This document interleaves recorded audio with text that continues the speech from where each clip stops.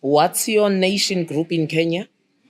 So we have 42 tribes. Yeah. So the tribe that I Can you is- please not call them tribes on a Pan-African show? Definition of a tribe is a group of uncivilized barbaric people. So those were their nation groups. Remember, these were nations in their own right. But they had to destroy that nationhood because they were wielding you into the artificial nation called Kenya. Same with us. Can't call Zulu people an ethnic group because we don't use the word tribe, we use ethnicity. You can't call them an ethnic group. They were a nation on their own. They were a state on their own. Baganda was a state on their own. So I call them nation groups. So you are Kamba Kikuyu. or Kikuyu. Okay, you guys are actually in my book with rainmaking. Now, there isn't a single moment in Greek, they call it a kairos moment. I would be lying if I say it's a single moment. It's been a culmination. But I have always had an inquiring mind. It has been a problem. Wherever I've gone, I have either been a square in a round or a round in a square. I've never really fitted because I tend to question things. So, and I'll tell you, I was born Catholic, went to Catholic schools even. Then on my own, became born again. I think I was 16 at a boarding school in KZN, met the born again fraternity. I think I was happy with how they dance. You know, the Catholic Church was a bit somber in those days. One thing throughout those times that stayed with me was the state of Africans. I couldn't find myself in the Bible. Let's start there. Because the he, she, his, her doesn't exist in African languages. I call it gender grammar, or it's called gender grammar. It doesn't exist. Now, I was just like, okay, if this includes me, why does it have gender grammar? One. Two,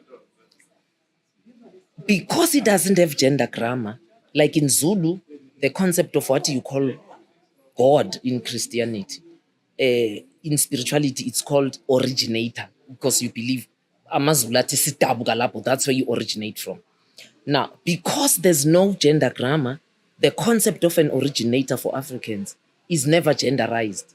So, like in Zulu, I say Umeri, I'll use the English words so that Kenyans can understand. I would have used Zulu ones. They say Umeri, which is a girl's name. But we will also say Uheri, which is a boy. So I will say Imbuzi, which you also say Imbuzi, a goat. I'll say Imbuzi, Yaga Heri. But I will also say Imbuzi, Yaga Mary. So there's no his hair. So it bothered me that God was a he. So I'm just like, okay, if there's really the same God in the world, how come this one is a man, but Umvelingangi, which is the name for the originator in Zulu, Swat people say Umvelinganti, or Ndebele people say Uzim, they're not genderized. And for anyone who rocks up and tell me they're male, I want them to tell me, how do you know? Because we never carved them, we never drew them, we never interacted with them, actually. That's why when they came, they even called them the absent God, thinking they are laughing at us. And Jomo Kenyatta actually tore apart that concept in the book Facing Mount Kenya, talking about rainmaking. The absent God is a good thing. It's not a bad concept. Flag it, please, so that we can come back to it. I don't want to sidetrack myself, but we need to talk about the so-called absent God before the show ends. So I was just like, so how do they know that they were male? Because we don't have gender grammar. So it means it's actually not true, or it's 50-50. But the Christian one or the Muslim one, we know for sure they are male because that's what the spirituality say. And then the third thing was just like, because I told I was raised Catholic through and through. I even went to Catholic schools. Then I became born again. Now I know the Bible through and through. So I'm just like, that's Jesus now. For Christians will know, but I'm helping those who are not. He came that we might have life and have it in abundance. Ah, my sister. After that abundance, the Congolese faced Leopold for over 100 years as a private Belgian colony, who halved the population by the terror he unleashed on them, cutting off hands from 3 or 4-year-olds in household because they were not meeting the rubber quota. They moved from there to be a Belgian colony. They moved from there to be under Mobutu's dictatorship. They moved from there to be what the Congo is today, plundered by the West, using 2 African countries, which I won't name on this show to protect you. In South Africa, I would name them. Now, after he came that we might have life and have it in abundance, we moved through slavery as a continent. We moved from it to colonialism. I call it classical colonialism, when you had the colonial army, the colonial administrator. We moved from there to neo-colonialism, which is what we are suffering now. In Latin, neo means new, for the sake of your listeners, which is economic and cultural slavery, actually. Now, I don't know about you, but that verse bothered me a lot. Abundance, I'm struggling to see the abundance. And most people say, oh, it's because your leaders are corrupt, they steal too much. Who told you there's no theft by leaders in Asia, in America, and in the West? The difference is they're stealing for themselves. Here, the difference is our leaders are forced to open pathways for them to still benefit Europe and still benefit whoever. And if people say, no, that's not the truth, I always ask them, so show me, where's Sankara? Is he still alive? Is Lumumba still alive? Is Steve Biko still alive? Is Magafuli still alive? I mean, the list goes on. So those things bothered me. And I think I had this question in my mind that says, what was Africa before Africa was Africa? Because remember, even the word Africa, we never gave ourselves. And we were never run as a single holistic continent, as I say. We had variant political systems in this continent. You had matriarchies, you had patrilinealities, not patriarchies. It's not the same thing. We can flag it also, can come back to it as a question. There's a fundamental difference between patriarchy and patrilineality. We had confederations. We had nation states. We had independent city states. We had a variety of political and governance systems. So, when I started searching, okay, what was Africa before Africa was Africa? I then came across, so there's AD, Anna Domina, which is where we are now, which means after Christ in Latin. But there's BC, that's before Christ. Okay, if there's before Christ, what happened in Africa before Christ? And then I even came to the point where I'm calling it, because I'm not a Christian, it's not BC for me, it's BCE, before the Common Era. So it's not Anna Domina for me, it's Common Era.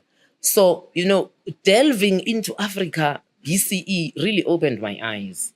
But also, just coming across how prominent women were in Africa, I think, which is another thing, because as I said, religion is strictly and fundamentally patriarchal. God is a man. The angels are little babies in the Catholic Church, little boy babies. All 12 disciples were men. Jesus is a man. The first priests were men. I mean, the first church that gave birth to all, the mother of all churches is the Catholic Church. All the priests are male. So I was just like, okay, but then I meet Neanda Nyagasigana of Zimbabwe, who was a spiritualist, a leader in her own right, who mobilized a whole 2 nations and the other ones, but primarily Shona and Ndebele, to fight against Cecil John Rhodes and his incursion into Zimbabwe. I'm just like, if we're always patriarchal as they tell us, how could she do it? And then you meet the Kendake Queens of Nubia, which is what they call Sudan Juba. I'm sorry, I can't say South Sudan. I think that's the biggest insult you could ever inflict on anybody. The heritage of Sudan belongs to the Africans. We know the Northerners came there to colonize. There's even a date and time when Arabs landed here with Islam. So the people I call North Sudan is Khartoum. The people I call Sudan is Juba. So 100 years of nothing but matriarchy. The Kendake Queens, Kendake is a title like Caesar. You begin to realize that, no, man, something doesn't add up. You're just like, no, man, there's either disinformation or misinformation, but everything I'm told about myself as an African doesn't add up. And it is not in the books that I'm taught at school. It's not, I always tell people I have a PhD. I only did it for clever blacks. If I walk into a room with clever blacks, they should at least accept me, and allow me to speak, because otherwise they say, who's this one? But I was not for a second fooled that everything I know about my people now, I would have learned in that PhD.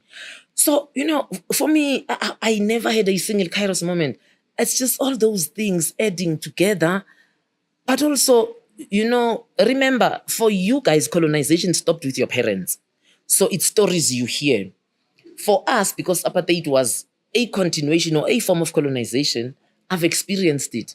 I'm just like, the Catholic Church had a white church, nicely built by money from Rome, and then we had churches in the township that are falling apart where people must take money out of their pockets to keep up. And I'm just like, if he came that we might have life and heaven in abundance, that shouldn't have happened. The Catholic Church should have been the first to say slavery is wrong, colonization is wrong, but it actually wasn't. Through the papal bull of the 1880s, the Catholic Church is actually who divided the continent for colonization, because Spain and Portugal were fighting, and the Pope was just like, two Christian nations are not going to be fighting over monkeys and barbaric people. So Spain, you will take South America.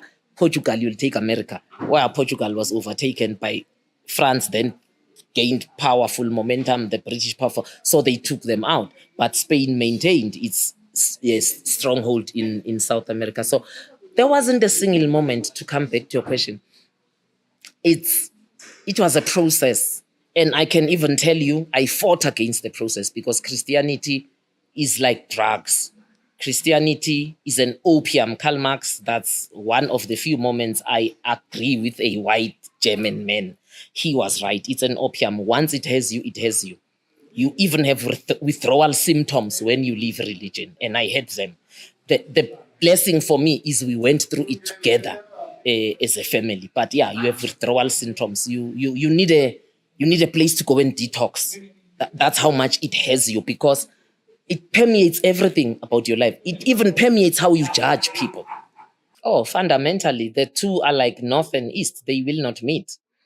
The first one I talked about was religion is a system of patriarchy. Spirituality is a system of balance.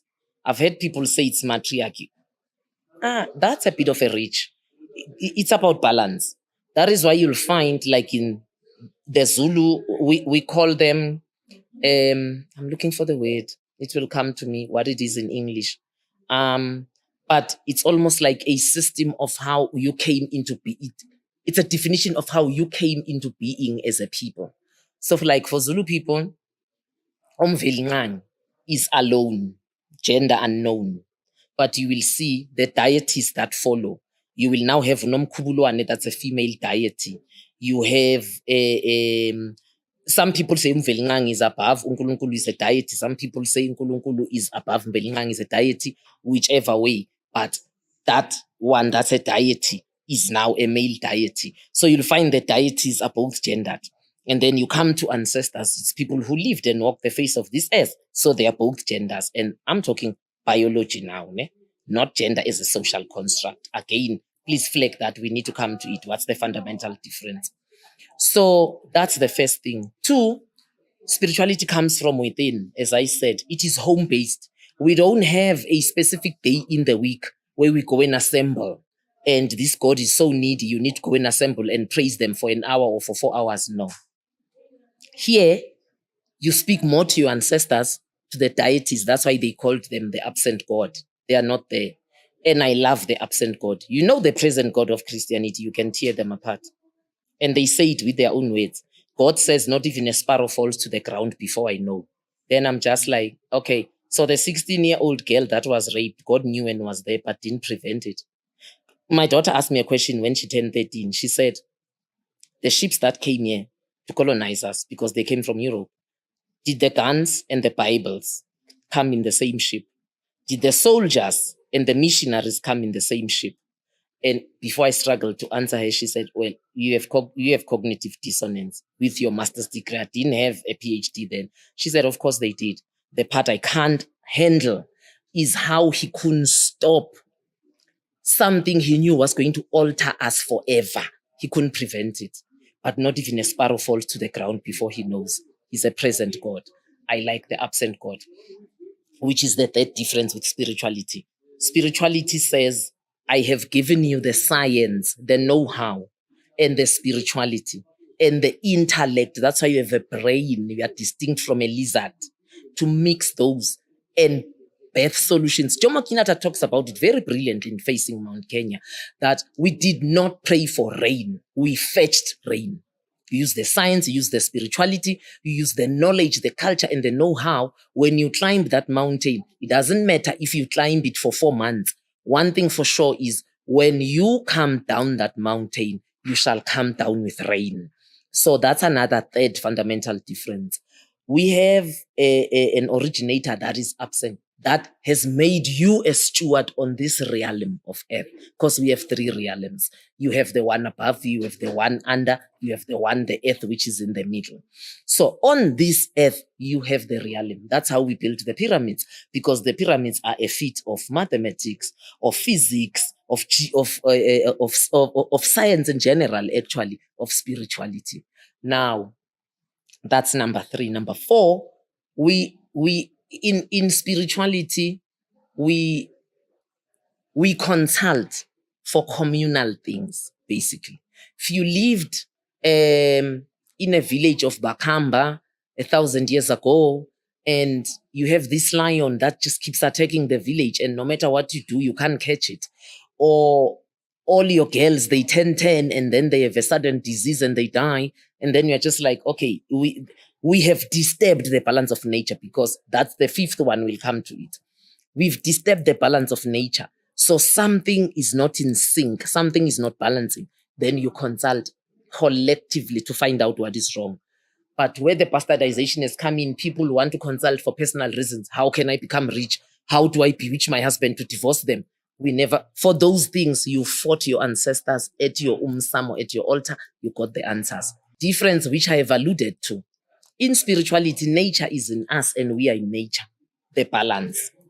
In a religion, they will tell you, praise the maker, not the made, not the nature. For us, we can't separate the two. We are part of nature and nature is in us. Trying to think what else. I think for me, those are the most fundamental. Very important. In spirituality, there's no proselytization, what they call evangelizing. We don't recruit people to come and be in African spirituality. We believe it is inbred in you. It's endogenous in you, because you are African. You are born with it. With spirituality, we need to recruit you. Born again people even have a date and time when they accepted Christ, and it becomes a big day. And I can tell you, attached to that, there's never been a war fought in Africa, from Morocco to Madagascar, from Cape to Cairo, based on spirituality. Zulu people have never attacked Sotho people because we slaughter a white goat and you slaughter a goat that has got spots. Kamba people have never attacked Igbo people because the Igbo people slaughter when the sun sets, but Kamba people slaughter at 4 in the afternoon. We don't endeavor to make ourselves look alike. There's no straight jacket. That's another difference I almost forgot. Spirituality is creative, religion is prescriptive. It's a straight jacket. You either fit in or we demonize you and we bastardize you. That's like saying, how are we going to remove neocolonialism from Africa? Because it's part of it, because neocolonialism is cultural and economic slavery or colonialism. That's one. 2, we should never fool ourselves. Christianity is a state religion. It's structural, it's systemic. It's upheld by the UN in many ways. It can be a topic on its own. We can do it on Zoom because I won't be in Kenya. Christianity is upheld by the UN in many silent nuances that you would think are innocent. It's upheld. It's upheld at the OECD. It's upheld in NATO. Christianity, in essence, is a Western system reflected in the foreign policies of Western nations. America does not even hide it. When America invades people because they stand in the way of their foreign policy, they say they stand in their way of our great civilization. Don't fool yourself. In that great civilization, they mean the civilization of the church, the civilization of the West, the so-called democracy. So when you are in African spirituality, please, even what you guys are doing for me is an anomaly. African spirituality is not given platforms. It's not a walk of populism. It's not a walk that will be celebrated. You are not going to be elected to represent the Kamba County because you denied Christianity and you're in African spirituality. The reverse is the opposite, actually. So it's a tough thing to do, but for me, I elected, me and my family, tough as it is, we shall find it and we shall live it. That's why in South Africa, it's tough for me to even attend funerals. I don't go to funerals, including those of family. I opt to be the member that stays at home because we have even lost how we bury people. The burial itself is a church service, and then they still get to the graveyard and it's another church service. So I don't go to funerals. If it's a funeral of people I do not know, I always arrive when the cars pull off to the graveyard, and then they will find me waiting at home when they come back, because the aim is to show support. It's not not going to be evangelized against my will. What do you do? We are Kenyan. For starters, can you take Facing Mount Kenya and read it? And look at the nuances Jomo Kenyatta is raising there. He wasn't a Pan-Africanist, by the way, so he's not my hero. But I'm not the person who says because you are not a Pan-African, everything you say is wrong, or because I don't. So on that one, I quote this book to anybody I come across. It's a book worth reading, because it will show you the fundamental difference between spirituality and religion, between praying by faith, which is another difference we didn't raise. In religion, there's faith. In spirituality, there's no faith. You just know. I didn't sit on this chair by faith. I sat and I knew it will balance me because I know chairs, because I've sat in chairs before. So I just sat. I didn't need faith to sit on the chair. So that's the fundamental difference the book is raising. So start there as Kenyans. Secondly, the social media, I mean, it has its ills, but wow, the social media has put a lot of African spirituality on the map. People speak, people teach, you know. So there's a sister, actually, I will not say it out, I will send it to you. Maybe you can write it down when you broadcast. She's Kenyan, she's in the US now, Nduku. She runs one, I think, every once a week on African spirituality. So there are people who are out there who are teaching. The question we're asking is not what you should be asking. It's not how Africans or what they should do to embrace it. It is whether they are ready. That's what you should be asking. We have such a mental block, and we have such a fear of heaven and hell, that anything that wants to say Christianity and Islam are not real, people are already just thinking about the fire of brimstone that awaits them. And then I always say, do you really think if hell was real, they would have ran the slave trade and committed all those brutalities? Do you really think so? You really think they would have colonized and committed all you really think the Pope would have partitioned the world to be colonized? If hell was real, that Pope would have gone to hell, by the way. No. You know, these scary stories, I think my daughter normally says Africans are impressionable, and that's what they've done with us. So you shouldn't be asking, what should they do? You should be asking, why are we not doing it? They've left us with dumbed down minds. I argue, and I know people lambast me for it, but I will keep saying it. The average African mind is functioning at below 50% currently, below its 100% capacity. And the music, the culture, the TV, the Hollywood has not helped us. Two, the antagonism they have created between us and ourselves. I mean, why do we skin bleach? Can somebody tell me? Have you looked at white skin and looked at when they turn 30, all the marks you see on those thighs? Have you looked at black skin? Have you seen South Sudanese wearing minis? You can swear they are wearing pantyhose. You see nothing but flawless black skin. And in this continent, it's a continent of the sun, and we're people of the sun. You need melanin. Melanin is not a biological defect. Melanin is a gift. Because without melanin, your skin breaks easy. You get pimples, you get rash, you get, So it's how they've turned us against us. So before you even come to the question you're asking, what should we do to embrace African spirituality? Should we just start by saying, what can we do to embrace ourselves? And I would say the first thing you do is to stop wanting to look white. Just look black. Black is beautiful. And embrace your local languages. A lot of the answers you're asking me are in those languages. That's why I found out even the man is the head of the house. Excuse my language. Okay, people who've dealt with me know I throw in a bit of French here and there, but that's the most bastardized, the most nonsensical statement I've ever heard in my life. The man is the head of the house. Do you have that saying in Kikuyu? We don't have that saying in Zulu. And if you have it, ask yourself, when did it start? Because that's what I always say to people. When you say to me African culture, I always ask, say, there are 3 types. Pre-colonial, the one that developed during colonialism because of permeations from religion, and the post-colonial, which really was a cementation of the so-called Pan-African movement, which we have not talked about here, which itself was a reaction to colonialism.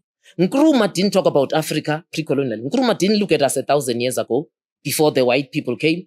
So did Nyerere, so did Sankara. While they're Pan-African and I love them all, and in fact, I'm going to go and see Traore, shout out to him, but I also understand that Pan-Africanism, for me, was just a little bridge to what I've called Afrocentricity, which is put Africa at the center of everything. Because if you do that, you will begin to ask, what was Africa before Africa was Africa? Pan-Africanism even does not ask that, because Pan-Africanism, rightly so, was a reaction to colonialism. So the doctrine and everything limits us. It starts our history with the history of their arrival.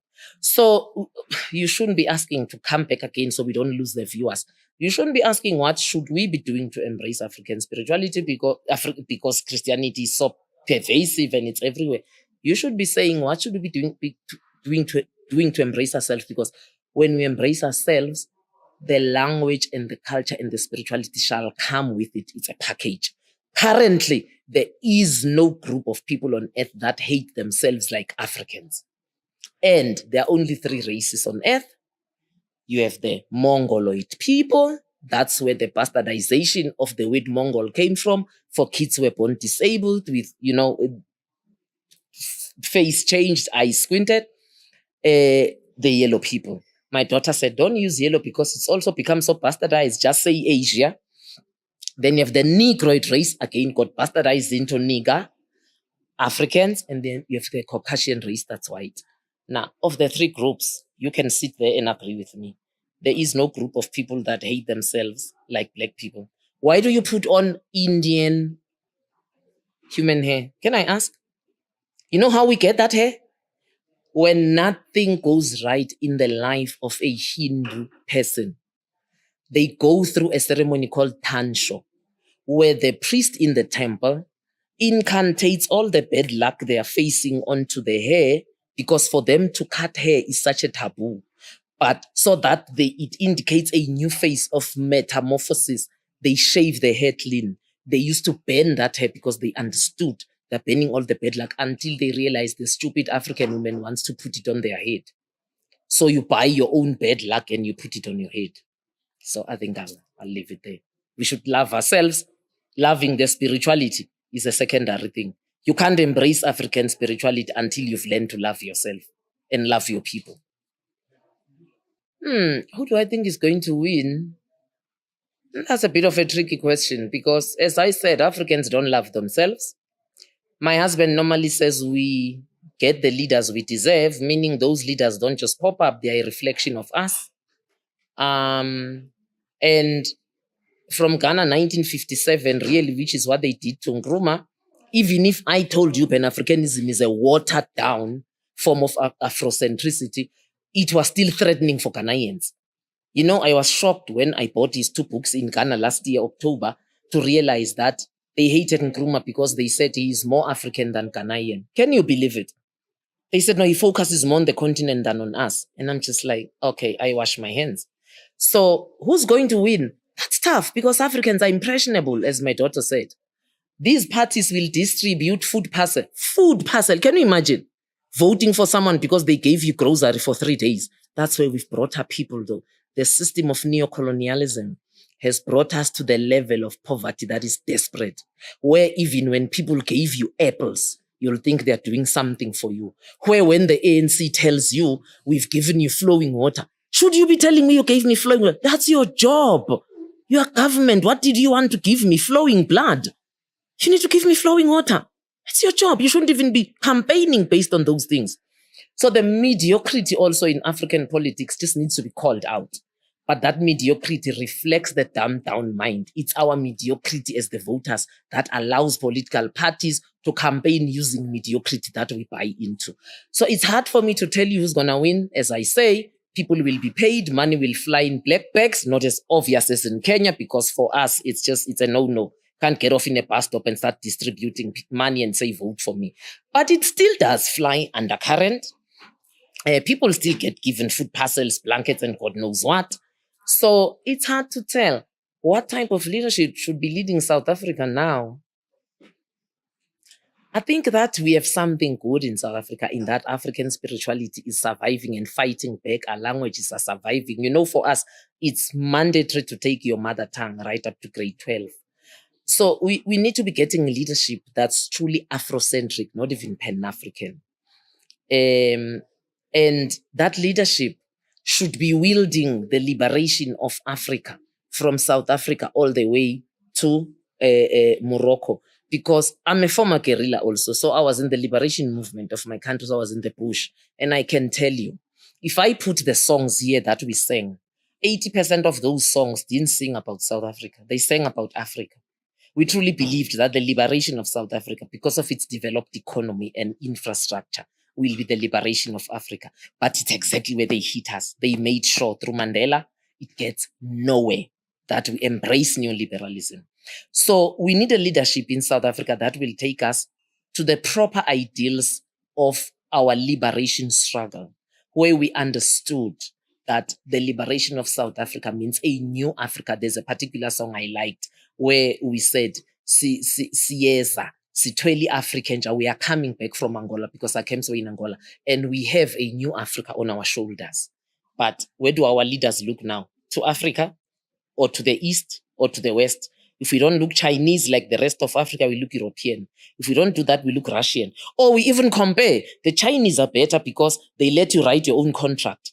You know, the West was worse because they wrote the contract for you. Or Russia is okay. They send the soldiers to fight for your battles. Hello? Look inward. Steve Biko said, black men. I don't agree with men because, I mean, we have migrated to know. So I will amend this quotation. Black person, you are on your own. So we need leaders that know that. We need leaders that will make Africa Day a holiday in South Africa. We need leaders, that's me now, that will abolish Easter as a Easter weekend. That's a British thing. You know, I was in Burundi over Easter weekend working on Good Friday. We launched the Burundi caucus. The whole of parliament was working. It's not a public holiday. Actually, a Burundi person said to me, what's good about that Friday? You call it good. What's good about it? It's just a Friday. So we need leaders that will bring back African holidays. You know, First Fruits was a holiday in spirituality.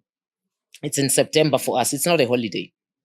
So we need a leader in South Africa that will truly take us back to understanding that we need to use South Africa's infrastructure and economy to liberate the continent.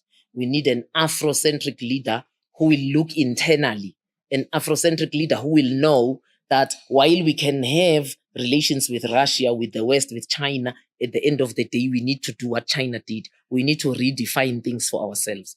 We know that system they run in China is capitalism through and through, ruthless even, and it's centralism, bordering on dictatorship. The Chinese don't care what you call it. They know what they call it. They call it Chinese communism. We haven't done that in Africa. So that's the type of leader we need.